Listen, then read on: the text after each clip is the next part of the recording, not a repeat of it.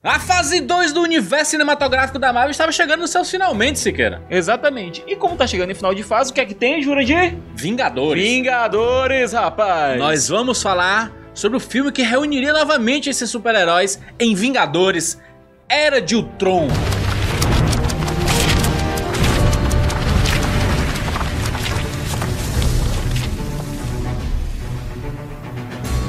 Primeiro falar que o Joss Whedon continua na direção, né? E no roteiro. E no roteiro, né? Isso. Mas juras, esse homem tava a cara do cansaço. Foi muito difícil pra ele, porque foi muito rápido, né? Ele também estava servindo como produtor executivo de Agents of S.H.I.E.L.D. Sim. Tava servindo como consultor nos outros filmes da Marvel. É. Até porque esses filmes da Marvel estavam todos levando pra Vingadores. Então, Sim. tudo que tinha que seguir uma linha meio coesa.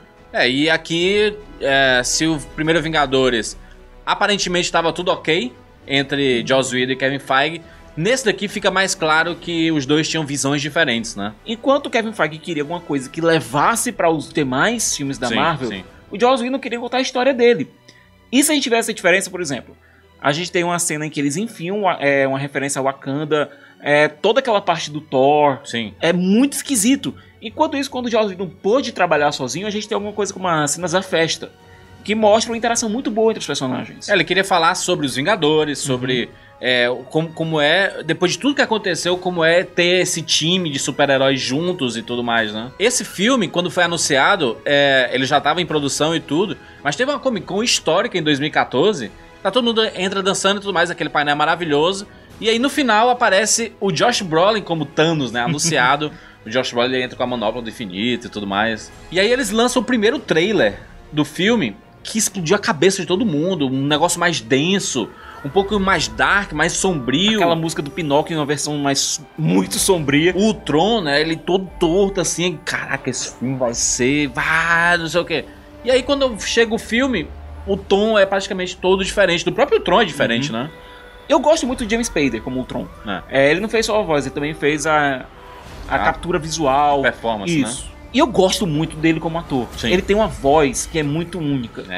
Agora, o Ultron, desde os quadrinhos, ele tem uma origem muito... Ele é um vilão muito psicologicamente perturbado, apesar de ser um robô, um androide. Então, trabalhar essa relação meio doentia dele com o Tony Stark. E a parada dele odiar os seres humanos, ele querer extinguir os seres humanos da Terra, né? Aliás, a criação dele faz sentido. O Tony Stark querendo ser o protetor do mundo, criando basicamente alguma coisa que possa vir a substituir os Vingadores. O Tony Stark, na verdade, ele meio que representa o que é o próprio Estados Unidos, sabe? De querer ser xerife de tudo. E aí, nessa ganância de querer fazer tudo isso, ele acaba criando o Ultron, né? E a gente começa a ver os primeiros sinais de cisão entre ele e o Capitão América. E juras, esse filme tem um leque muito grande de ameaças. Como o próprio Capitão América coloca, logo no começo do filme, eles têm que fechar toda a questão da Hydra. Sim. E a questão também do Loki. Que é uma cena, inclusive, maravilhosa. Aquela cena deles lutando lá na neve e tudo mais, depois pulando em câmera lenta, né? Cara, é muito legal. É muito legal. quadrinhos aqui, parece uma splash page. Muito quadrinho. O que acontece com o Tron, na verdade, é o que vai ser o futuro do universo cinematográfico da Marvel, sabe? O que acontece em Sokovia, toda a destruição de Sokovia e tudo mais. Mas é que tá... As ações dele, as consequências das ações dele são importantes. Sim, o personagem não. O personagem não, é descartável, né? Isso. É bacana pela Feiticeira Escarlate, da personagem que é introduzido, o Mercúrio e a Feiticeira Escarlate nesse filme. A relação dos dois é muito bacana. A relação dos dois, a morte do próprio Mercúrio, né? Que parece que o personagem que apareceu pra... Não, até mesmo a relação tão rápido ele apareceu e tão rápido morreu, né? A relação deles dois com o próprio Gavião Arqueiro funciona muito bem. E com o motivo deles com a rusga com o Stark, né, por exemplo, né? Isso, dá uma motivação maior, encaixa dentro do universo maior do filme. E até mesmo a criação e a encaixe do Visão funcionam muito bem. E juras, é aquela coisa. Os mutantes não estão sobre a Fox? O caso do Mercúrio é muito específico porque parece que nessa quebra de braço a Marvel Studios decidiu... Não, o Mercúrio de vocês é muito bom, fica pra vocês. A gente se livra desse aqui mesmo, a gente apresenta e se livra. E o nosso a gente mata aqui. Pois a Feiticeira Escarlate é nossa. A Feiticeira é nossa. Parece coisa de irmão, né? Isso, Mercúrio é de vocês, da Fox, da os X-Men. E a gente fica com a Feiticeira. Exatamente. A discussão legal foi a seguinte: como o Mercúrio e a Feiticeira Escarlate, os dois são parte dos X-Men, do universo X-Men e do universo Vingadores, em tese os dois poderiam ser utilizados pelos dois universos. Só que ficaria muito estranho. Sim. Porque você veria duas versões do mesmo personagem no cinema. completamente diferentes. E a Feiticeira Escarlate, ela vira uma ponte pra gente ver o background de muitos dos personagens. A gente vê da Viúva Negra, a gente vê o passado da Viúva Negra, né? A gente vê o vislumbre que o Tony Stark tem de um futuro dos Vingadores todos mortos, que pode ser Guerra Infinita, né? O que acontece com o Thor, né? Dele vislumbrando o Ragnarok, né? Como time, eles funcionam muito bem juntos. É um elenco muito maravilhoso. Aquela festa que tem deles tentando mexer no até mesmo no quando tem as brigas, a discussão do Capitão com o Tony Stark lá cortando lenha. Exatamente. Ou até o Thor dando uma enforcada no Tony Stark. Exato. Funciona muito bem. Funciona. Porque amigo briga, cara. Quando você tá muito próximo de alguém, você começa a brigar. A gente vê o Hulk descontrolado e aí a gente vê a introdução da Hulkbuster. O pós-festa, com eles brigando dentro da Torre Stark. Que é com a entrada do Ultron, né? Mas a Hulkbuster e o Hulk, aquela porradaria em Nova York ali... Inacreditável, muito legal aquela batalha. Pra vocês que assistem Riverdale, a Verônica aqui é uma referência ao universo do Art. Por quê? O Hulk tinha namorada a Beth. Isso. Beth Ross. E quando foram criar o satélite, resolveram homenagear mais ou menos esse universo, colocando a Verônica, Beth e Verônica. E a gente vê, se o Ultron tinha sido criado, o Visão acabou sendo uma ajuda, uma solução pra tudo aquilo que foi... A geração dele através do Jarvis, né? O Jarvis... E trazendo o Paul Bettany pra trabalhar, né, gente? Que massa, Meu filho, ó, agora você não vai ficar só no estúdio gravando vozinha, não. Você vai vir pro trabalho, vai vir com batente. E ele com a joia do infinito na testa. E quando o Thor joga o martelo nele, ele segura o martelo. Cara, a cara do Thor é impagável. Porque é o seguinte, a gente teve na cena da festa o Capitão América todo mundo tentando levantar o martelo. Isso. O Capitão América foi um que fez um... Ele dá uma mexidinha assim, Deu uma mexidinha. E aí ele... O Visão, ele chega lá, pega o martelo e bora. A batalha final em si, ela é muito apoteótica, sabe? Porque e juras, novamente... acontece muita coisa ali, né? Mas só que é tudo bicho genérico, né, mano? Olha, sabe aquela cena que aparece aquela ruma de Ultron no final? Sim, aqui dá um diorama fantástico, né, da câmera ainda aqui. Quando o Thor grita, "Is that the best you can do?" Aí o Capitão pergunta, você tinha que perguntar, meu filho? Na verdade, não ia ser uma ruma de Ultrons. Ia ser um Ultron gigante. Só que faltou orçamento. Faltou orçamento pra Vingadores Era de Ultron. Se tá faltando orçamento pro universo cinematográfico da Marvel... Imagina lá em casa. Imagina, meu irmão. Esse filme acontece muita coisa, é um filme interessante de se assistir. Apesar de vários problemas, principalmente de roteiro, principalmente de personagens. Mas ele tem consequências. O que acontece nele reverbera no futuro. E principalmente porque a gente tem esse moço aqui que aparece na cena pós-créditos, o Thanos. Esse cara... Ele finalmente, depois de ter aparecido antes em Guardiões, no próprio Vingadores... Mas tava só sentado na cadeira.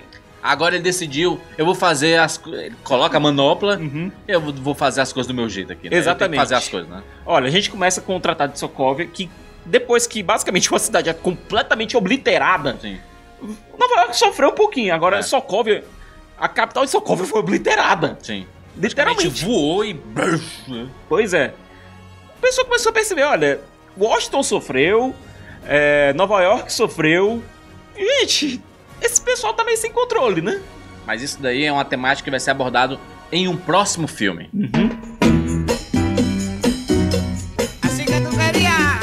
E aí, pra finalizar a fase 2 do universo Marvel, a Marvel Studios decide, vamos fazer o filme do Homem-Formiga, o menor herói de todos os tempos. Vamos tomar nossa pílula de nanicolina aqui, ó. Essa produção, Siqueira, juro, é uma das mais trabalhosas do universo cinematográfico, porque o Edgar Wright, diretor de Scott Pilgrim, do recente Baby Drive e tudo mais, ele era o cara que tava dirigindo, que tava no comando, tava por trás do Homem-Formiga há 10 anos. Juras, esse projeto tava sendo gestado junto do Homem de Ferro. É muito antigo. Muito antigo. E olha, chegou um ponto em que o Kevin Feige interferiu tanto, querendo mais e mais referências ao universo. MCU toda hora. Que o Edgar Wright disse, cara, não dá. Foi mal, você tá querendo fazer um filme, eu tô querendo fazer outro. Vamos partir aqui.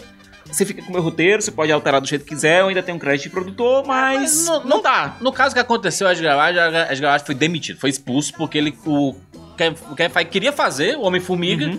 O Edgar Wright queria de outro jeito e não dá. Quem quebra braço com o Kevin Feige sempre perde. Exatamente. Essa é a verdade, sabe? E aí, pronto.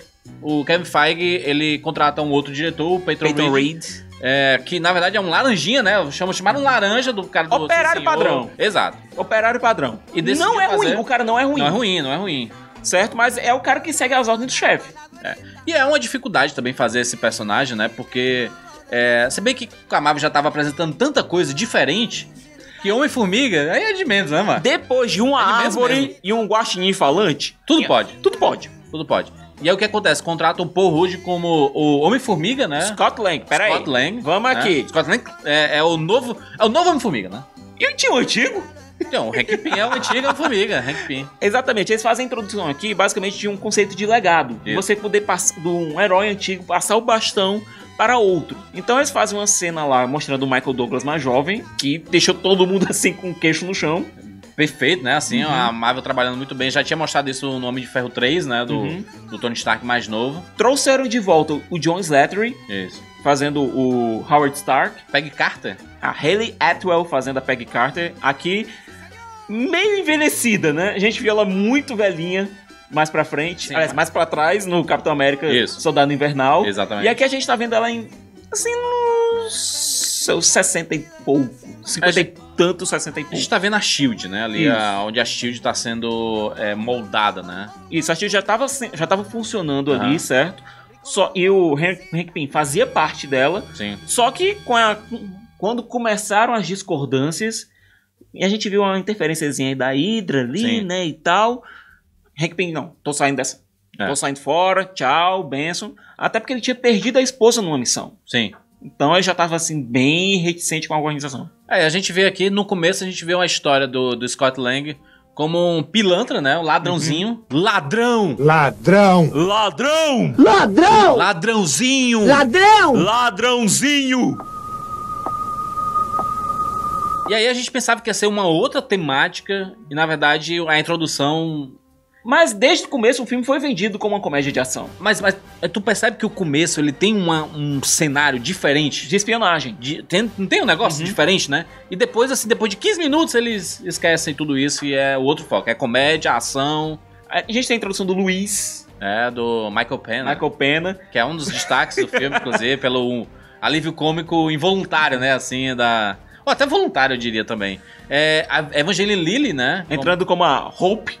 Ela, fantástica, combinou perfeitamente com o papel. Hope Van Dyne, que ela não usa muito o nome do pai. Isso. Ela usa o nome Hope Van Dyne. Filha do Hank Pym, né? Com a Janet Van Dyne, a esposa falecida dele. A gente tem essa relação pai-filha e o Scott vira meio que como o aluno favorito, o mentorado. É um filme de origem, né? É um filme de origem. Que vai mostrar como é que funciona a tecnologia do Homem-Formiga, ele lá na prisão, ele aprendendo tudo, aquela cena do banheiro, na banheira em si, né? Que ele fica pequeno e tudo mais, ele testando o capacete. Visualmente o filme funciona muito bem. Funciona muito bem. O vilão Jaqueta Amarela é bem esquecível. É aquele mal da Marvel de querer fazer vilão igual ao herói, né? Só muda a cor da roupa, porque o resto nesse caso, literalmente. E aquela luta final com um trenzinho de brinquedo e tudo mais...